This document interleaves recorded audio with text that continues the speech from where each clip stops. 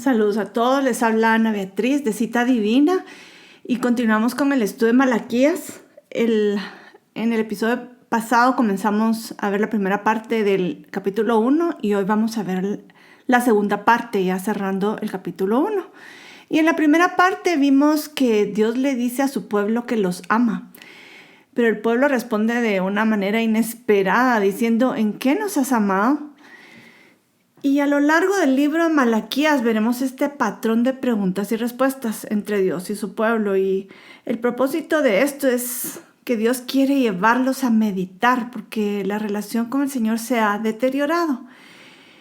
Y vayamos ahora entonces a la segunda parte del capítulo 1, donde Dios se queja de la falta de respeto que el pueblo ha tenido hacia Él en ese último tiempo. Y en Malaquías 1:6 comienza diciendo: el hijo honra al padre y el siervo a su señor. Si pues soy yo padre, ¿dónde está mi honra? Y si soy señor, ¿dónde está mi temor? Estas son palabras fuertes de una queja del Señor. Y antes de entrar a ver por qué Dios dice esto, porque hay una razón, quiero que veamos lo que la Biblia dice sobre estos dos tipos de relación que está mencionando acá. Aquí dice, si yo soy padre, si yo soy señor. Y a lo largo de la Biblia se menciona. Se menciona cómo el Señor se presenta como padre y cómo también se presenta como señor. Y estas dos relaciones se mencionan de punta a punta en la Biblia, pero quiero que veamos varias citas que hablan de esto y comencemos con la descripción de como padre. Y la primera mención la encontramos en Éxodo 4:22, que dice: Jehová ha dicho así: Israel es mi hijo, mi primogénito. Y los profetas también mencionan esto. En Jeremías 31:9 dice: porque soy un padre para Israel y Efraín es mi primogénito. Y en Isaías 63:16 dice: tú, oh Jehová, eres nuestro Padre, nuestro Redentor perpetuo es tu nombre. Aquí vemos cómo Dios se está identificando con su pueblo Israel como Padre. Y la Biblia dice que Israel es el primogénito de Dios. Sin embargo, Pablo habla que Dios también tiene otros hijos. Y esto está en Gálatas 3:26. Dice: pues todos sois hijos de Dios por la fe en Cristo Jesús. O sea que todos los que creen en Jesús son hechos hijos de Dios. Y tal como dice Pablo en Romanos 8:15, dice: habéis recibido el espíritu de adopción por el cual clamamos Abba Padre. Esta es una relación que todo creyente tiene con Dios como Padre. Y quiero que también leamos lo que dice el apóstol Juan, porque también hace referencia al Padre Celestial. Y en 1 Juan 3, del 1 al 2, dice lo siguiente, dice: mirad cuál amor nos ha dado el Padre para que seamos llamados hijos de Dios. Por esto el mundo no nos conoce, porque no le conoció a Él. Amados, ahora somos hijos de Dios y aún no se ha manifestado lo que hemos de ser. Pero sabemos que cuando Él se manifieste, seremos semejantes a Él, porque le veremos tal como Él es. Este último versículo revela mucho, porque no solo nos dice que Dios nos acepta como hijos, sino que también quiere que seamos transformados para ser como Él. Como el Padre, así el Hijo, ¿verdad? Para ser dignos hijos de Dios, dándole la honra como Padre. Si somos hijos, queremos honrar al Padre, ¿verdad? Pero eso es lo que no estaban haciendo en el tiempo de Malaquías, y lo vamos a ver por qué el Señor lo dice así. Pero ahora vayamos a ver lo que la Biblia dice sobre Dios como Señor. Y por definición, Señor es el que manda, el que tiene autoridad. Y si Dios es el Señor, entonces esto implica que su pueblo es su siervo. Por lo tanto, se espera que ellos estén sujetos al Señor y que le obedezcan. Esa es la dinámica entre Señor y siervo. Y en Lucas 6:46, Jesús dice lo siguiente. Dice: ¿por qué me llamáis Señor, Señor, y no hacéis lo que yo digo? Aquí también Jesús está reclamando, diciendo: si me van a decir Señor, pues lo lógico sería que hicieran lo que yo digo, ¿verdad? Pero no lo estaban haciendo, igual en el tiempo de Malaquías. Pero quiero leer otra cita de Jesús, porque aquí explica que no solo se trata de decir Señor, Señor, sino de obedecerle. En Mateo 7, 21 al 23 dice lo siguiente, dice, no todo el que me dice Señor, Señor entrará en el reino de los cielos, sino el que hace la voluntad de mi Padre que está en los cielos. Muchos dirán en aquel día, Señor, Señor, no profetizamos en tu nombre, y en tu nombre echamos fuera demonios, y en tu nombre hicimos muchos milagros. Y entonces les declararé, nunca os conocí, apartados de mí, hacedores de maldad. ¡Qué fuerte! Y quiero que veamos, antes de seguir, qué significa esto de hacedores de maldad. Ya lo he mencionado en otras clases, pero lo tengo que mencionar aquí también. Y la palabra en griego para hacedores de maldad es anomia, que quiere decir sin ley. Lo que Dios manda se encuentra en sus mandamientos, en la ley de Dios, que en hebreo se conoce como Torah, que es decir, la instrucción. Y reconocer que Dios es Señor implica hacer su voluntad, cumplir sus mandamientos. Y quien no hace la voluntad del Padre, entonces no es parte de su reino, que el Padre, Dios, es rey y su reino tiene leyes, y si uno quiere estar en el reino, tiene que guardar el orden del reino. Y solo debo aclarar esto, que la entrada al reino ya sabemos que es por gracia. La salvación es por gracia, pero la permanencia implica una obediencia al rey. Y si alguien no quiere someterse al rey y al orden del reino, entonces será cordialmente invitado a salir.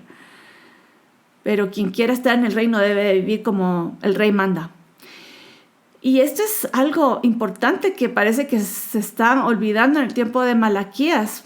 Quiero que volvamos a leer la queja del Señor en Malaquías. En Malaquías 1:6 dice, el hijo honra al padre y el siervo a su señor. Si pues soy yo padre, ¿dónde está mi honra? Y si soy señor, ¿dónde está mi temor? Y la queja, vemos, es doble, porque el Señor se está quejando que no lo están honrando como padre y que no le temen como señor. Y una queja similar presenta el profeta Isaías en el primer capítulo, y lo quiero leer en Isaías 1, del 2 al 4. Oigan lo que dice, porque es muy similar a lo que leemos en Malaquías. Dice, oíd cielos y escucha tu tierra, porque habla Jehová. Crié hijos y los engrandecí, y ellos se rebelaron contra mí. El buey conoce a su dueño, y el asno el pesebre de su señor. Pero Israel no entiende, mi pueblo no tiene conocimiento. Dejaron a Jehová, provocaron a ira al Santo de Israel y se volvieron atrás. Es muy similar. Y estamos leyendo esto, debemos preguntarnos si en nuestro tiempo nosotros estamos realmente honrando a Dios como Padre y obedeciéndole como Señor. Eso es algo que tenemos que tener en mente al leer Malaquías, porque no solo se trata de lo que pasó en aquellos tiempos, sino que si en nuestros tiempos este mensaje de Malaquías nos está hablando. Y analicemos este versículo 6 que leemos de Malaquías, porque quiero que veamos al reclamo del Señor, diciendo que no lo han honrado como Padre ni lo han temido como Señor. Quiero que veamos cómo responde el pueblo ante el reclamo. Miren lo que ellos dijeron. Dice en Malaquías 1:6, dice, ¿y en qué hemos menospreciado tu nombre?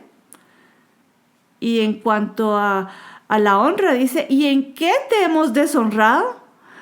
Que de nuevo estamos viendo que el pueblo responde con preguntas al reclamo de Dios, y esto lo que hace evidente es que ellos no tienen ninguna idea de lo que están haciendo. Según ellos están haciéndolo todo bien, pero ¿cómo hemos menospreciado tu nombre? ¿Pero cómo te hemos deshonrado? El pueblo está o en completa negación o en completa ignorancia. Y ante esto Dios va a hablarles claro y les va a explicar en qué lo están deshonrando y menospreciando. Va a ser directo el Señor y se los va a decir. Y quiero que comencemos con la respuesta corta y luego iremos a los detalles que se presentan en los siguientes versículos. Porque a la pregunta que dice, ¿en qué hemos menospreciado tu nombre? El Señor responde, en que ofrecéis sobre mi altar pan inmundo. Y a la pregunta, ¿en qué te hemos deshonrado? El Señor responde, en que pensáis que la mesa de Jehová es despreciable. Tal vez si nos quedáramos acá, tal vez no es difícil entenderlo, pero solo quiero que rescatemos algunos detalles que son importantes para poder entender la respuesta más amplia que da el Señor y más específica. Y si nos fijamos, estas dos respuestas se refieren a los sacrificios. Dice, ofrecéis sobre mi altar pan inmundo, y después dice, pensáis que la mesa de Jehová es despreciable.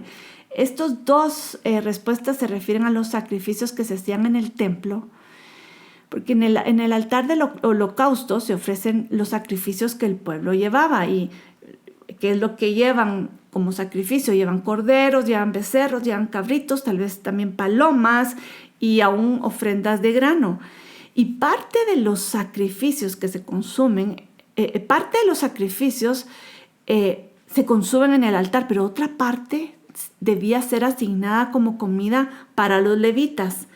Y por eso es que se menciona pan, y por eso es que se menciona mesa, que habían menospreciado el pan, que habían comido pan inmundo.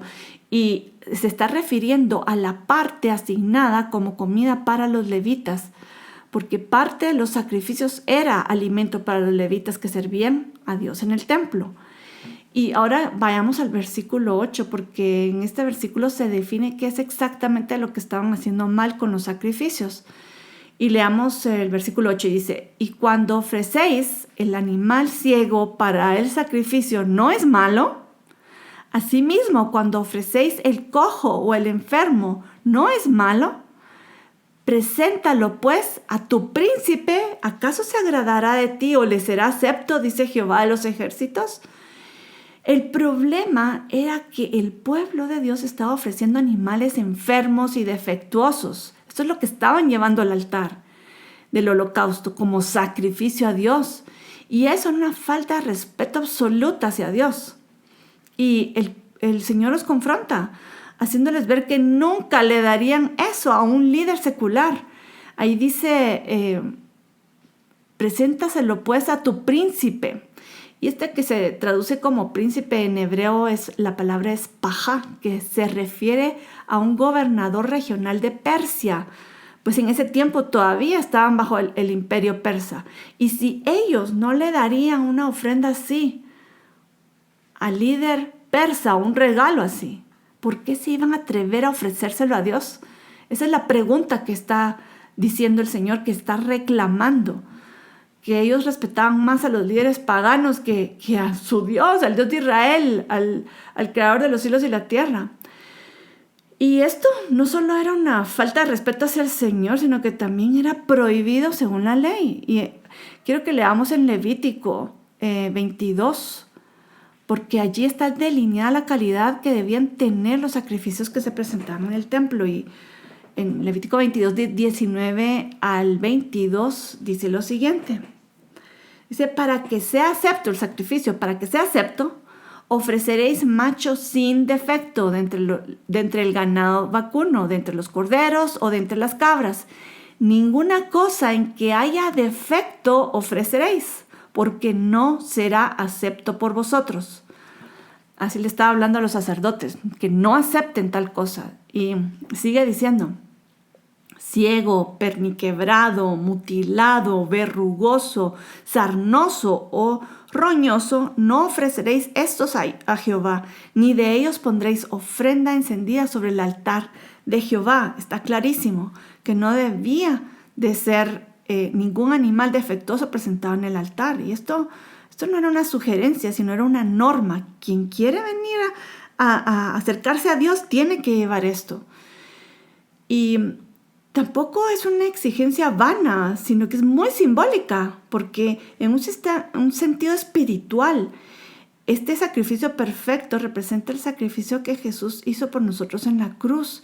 Y esto es lo que dice Pedro, en 1 Pedro 1, del 18 al 19, dice lo siguiente. Dice, sabiendo que fuisteis rescatados de vuestra manera de vivir, la cual recibiste de vuestros padres, no con cosas corruptibles como oro o plata, sino con la sangre preciosa de Cristo. Y lo describe como un cordero sin mancha y sin contaminación.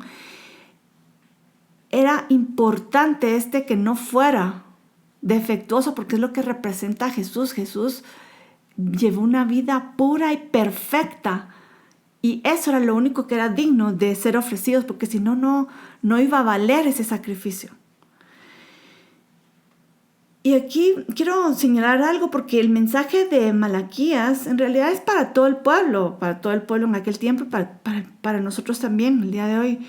Sin embargo, aquí hace una mención especial de los sacerdotes. En el versículo 6 dice Jehová de los ejércitos: a vosotros, oh sacerdotes, que menospreciáis mi nombre.